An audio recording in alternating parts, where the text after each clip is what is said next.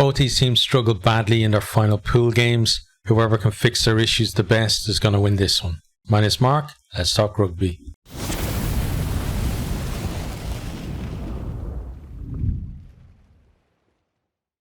England v Fiji. This one is in the Stade de Marseille in Marseille. It's on Sunday the 15th of October. Kickoff is 4 p.m. BST. This is world number 7 versus world number 9. England are Pool D winners. Fiji Pool C runners-up, getting through on head-to-head against Australia. Okay, so let's have a quick look at the teams. We start with England. So front row is Genge, George and Cole. So, we've seen that front row kind of change a little bit through the tournament, and I guess Borthwick has decided that this is his preferred starting front row, so we'll have to see how they go. They're going to have a big game here. Fiji have struggled in the set piece. We'll have a look at that when we look at some stats later on, but there's a great opportunity for these guys to really give England that platform that they're going to need in this game. Second row, then you got Itoje and Chesham. Seems to be the preferred combination there. It's Itoje. He's getting back near, I wouldn't say at his best, but certainly near the point where he's very effective in games. He's a threat at the breakdown. Chesham carries well. He's a threat to get over the try line as well with his bulk. Got back row then is Courtney Laws, Tom Curry and Ben Earl. So, starting out like the pack, they went really well against Samoa, and then towards the end then they were struggling. So these guys, this back row, there's a lot of responsibility on them to keep England on that front foot. Laws, he hasn't been as good as I've seen him in the past. I thought he would be the solution there at 6 because he's such an athletic player, but maybe it's just the whole team not doing great. But you say that they're not doing great, but they came through their pool and they didn't lose. Very almost lost the last one, but still they're playing themselves into form, and if they can just put that Samoa game out of their minds and just look at the fact that they improved game on game for the other 3 games, then maybe they can reset themselves and get a bit of confidence out of this. Tom Curry there at 7. He's going to be a threat at the breakdown, but he's up against one of the best, I think, certainly this season, in Botti as well for Fiji. And then Ben Earl there, he's going to have to do a lot of carrying. I'm going to have impact on those carries as well. The halfbacks then, we've got Alex Mitchell at 9, Owen Farrell, captain at 10, so no George Ford. I don't understand this. I was chatting with someone in the comments about how I felt that the Ford-Farrell combination of 10 and 12 was a step backwards because Borthwick had spent so much time tinkering with the midfield and trying different combinations there with Farrell at 10, and I also said that I felt that Ford wasn't his preferred choice at 10, and this looks like what we're seeing here. Owen Farrell is back in there at 10. He's the captain of the team. He's a great player, but this England team looked better with George Ford at 10 for whatever reason. So I'm not sure. I know why Borthwick has gone with it, because Farrell is definitely his preferred 10, but I'm just saying I wouldn't have made that choice. But maybe they're going to play really well, and it's going to show why he is an international coach, and I'm just a guy who talks about rugby on the internet. Left wing then we've got Elliot Daly, and right wing is Johnny May. So we don't have Aaron Dell there either. So that's no surprise really. Anyone who's thinking, he got 5 tries, etc., against, who was it, Chile, right? But then he's not a Borthwick type player, so there's no surprise to me, at least, that he hasn't been picked. Daly and May seem to be his go-to wingers. Midfield then we got Tulagi and Marchant. Marchant, we saw, he always has decent impact off the bench, but then when he comes into the starting team, not necessarily going to have the same impact. So you have to see Manu at 12, so he's going to be, there, getting the ball a little bit earlier from Farrell probably, and running those hard lines to try and punch holes. And then you got Marchant there, who can potentially exploit any gaps that he creates as well. So in theory, at least, it's a good combination. We'll have to see how they actually go in practice. You got Marcus Smith there at 15. So got a huge threat at the back. And I can see why, because Fiji, you don't kick the ball all that much, and they don't, they put the ball through the hands a lot. So there's going to be a lot of loose balls on the ground, and someone like Marcus Smith can absolutely exploit that on a turnover and, just get England on the front foot and potentially, avoid a few players and either score a try or lay a ball off for a try as well. So kind of makes sense for this one. If it had been maybe almost any other opposition in the, that's left in the quarterfinals, maybe they wouldn't have gone that way, but maybe they think that Fiji don't carry that, aerial threat that the other teams do, and it's a bit safer to play Smith there at full back, where it's going to be his attacking prowess that you're worried about, and not his defensive stuff. And defensively, it's probably going to be Fiji coming with ball in hand, so his speed might actually help them out. Freddie Stewart is not the fastest guy around. Then onto the bench, you got Theo Dan, Joe Marler, and Kyle Sinclair all covering the bench there. And for England through this World Cup, as I said, there's a lot of chopping and changing with those front rowers, so there won't be that much difference, I think, in terms of the team when these guys come on, other than it's going to be a lot lippier with Marler and Sinclair on there. So there's going to be a lot more kind of comments going Fiji's way when those guys come on. But other than that, performance-wise, probably going to be fairly similar.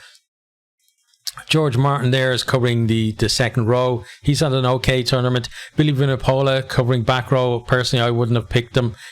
I think there are a lot better back rowers in this England squad who aren't getting a shout. And I still think he's still there just on past reputation, that the guy hasn't really delivered, what you would expect him based on his name, not on his recent performances. And I'm not sure he justifies his selection, but maybe he's going to come on and prove me wrong. Danny Kerr there covering 9. So, we've seen him come on and have impact in games, especially in the last one as well. So, he's going to be nippy around there. And against Fiji, he's a good 9 to bring on, because Fiji, they love to move the ball, and, but sometimes they can fall a little bit asleep around the ruck as well, and he could take advantage of that and snipe. George Ford is there at 10. I'm not sure why he's on the bench, honestly, because for me, if Ford is in your 23 and you're going to be playing Farrell and Smith as well, well then, he starts. For me, he starts at 10, and maybe you stick Farrell in 12 and have Farrell Tulagi as your midfield. But on the bench, I'm not sure, because who are you taking off? Are you going to take off the captain, Owen Farrell, when the game's not going well for you? What does that say then to your captain if he gets hooked because you think that the guy coming on could actually rescue it and he can't? So we'll have to see what happens with that. Especially with Marcus Smith there at 15, because you think if England have to chase the game, well then put Smith in at 10, maybe move Farrell into the midfield, and then put somebody else on at full back.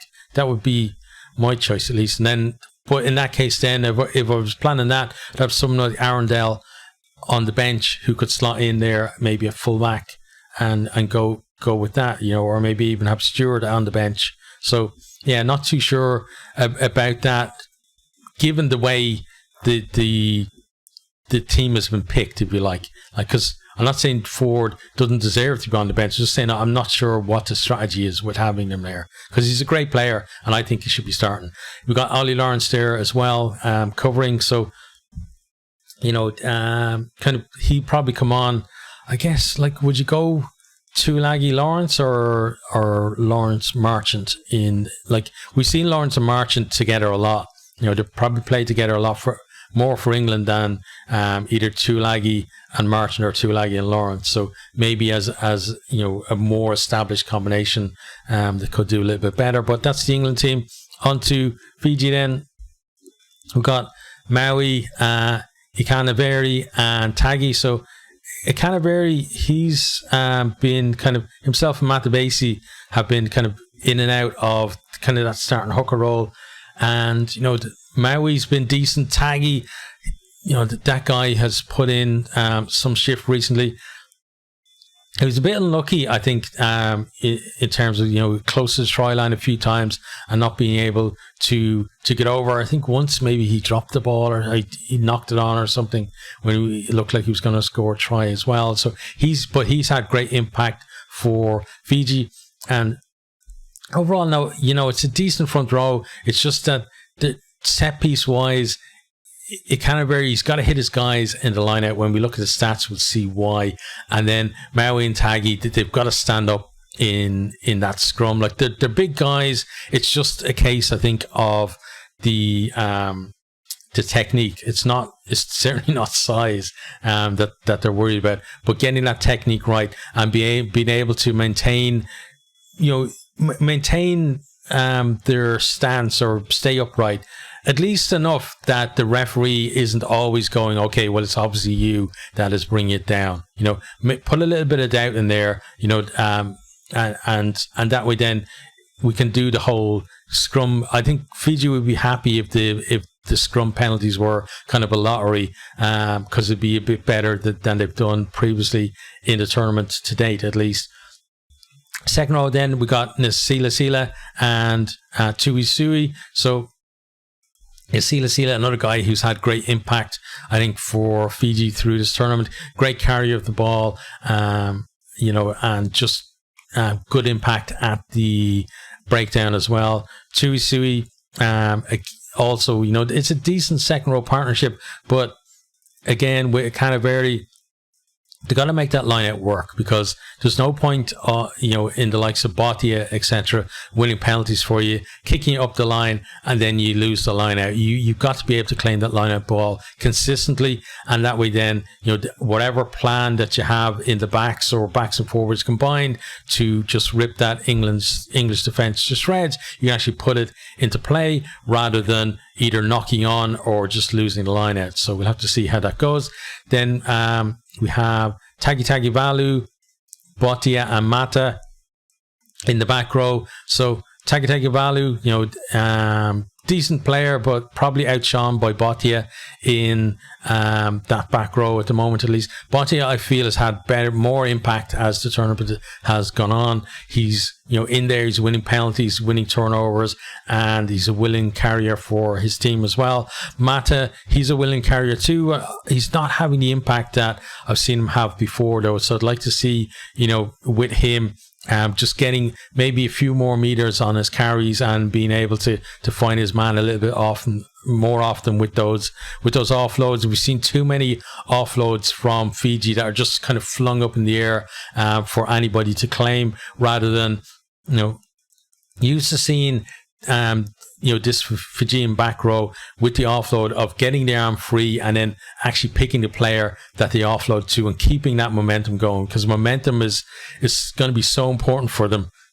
As soon as it goes slow for Fiji, they really struggle. But once they get that momentum, if they can maintain it, it's going to be very difficult for England to actually live with them.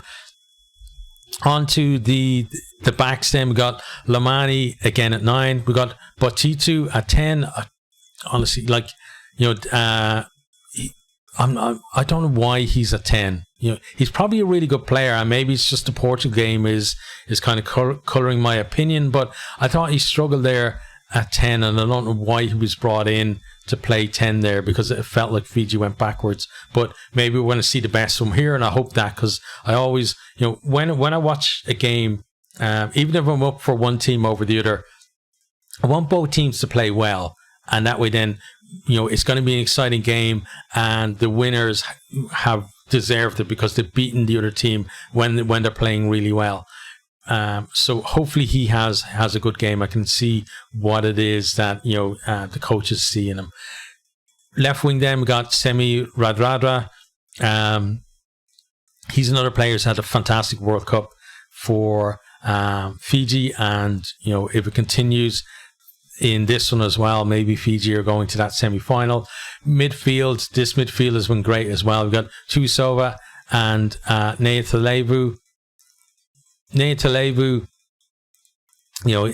He's, for me, in the backs, he's probably been the best player in the tournament, I think. But as a combination, those two guys just work really well.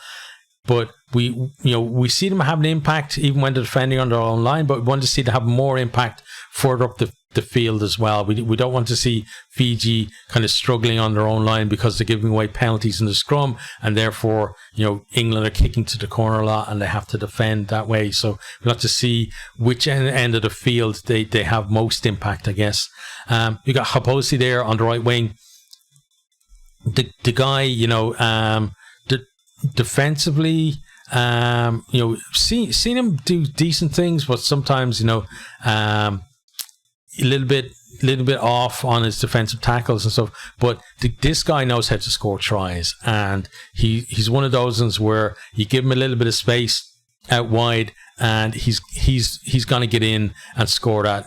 And it doesn't really matter, to an extent at least, how many players are trying to prevent them getting there. He seems to be able to find a way, and that's kind of a rare quality as well. And it's a great thing to have in your winger, that that if you can find him in that space, he's almost always going to score. Then we got Droa Sese there at full back. So he's been okay. Again, I guess it's because he kind of came in there for that Portugal game, that it's hard to judge him at the same kind of standards as the guys who've been playing the entire tournament, who've actually been had some really good victories in there. Onto the bench then we have Matabesi there, who will come on at hooker. So standards are definitely not going to drop when he comes on.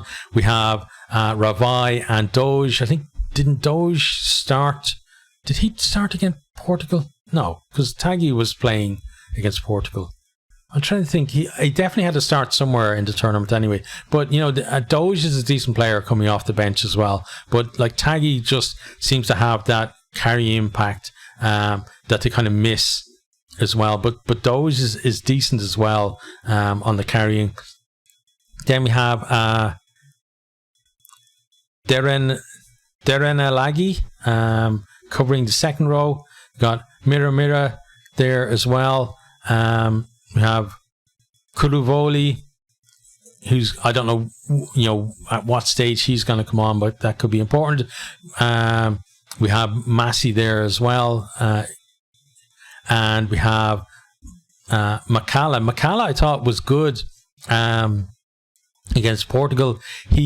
There was one point where he'd made a decent run, and then he kind of slipped and kind of got a little bit isolated. So hopefully he's got the right studs on for the conditions and the field this time, because I think he may have slipped twice. I'm not sure. I remember one definitely that kind of cost him a bit of momentum, but I think they ended up scoring on the other side anyway. But the guy looks like a decent player, so he's definitely going to help them coming off the bench there. So those are the teams. We're going to have a look at just a few stats first, and then we'll talk a little bit more about who I think is going to actually win this one. So, we talked about set piece scrum. Fiji at 68% are easily the worst scrum of the quarterfinalists. England at 80%, not brilliant themselves, but 80% is passable. It's decent. It's not going to overly cause you problems. 68% is, because it means basically you're losing 1/3 pretty much,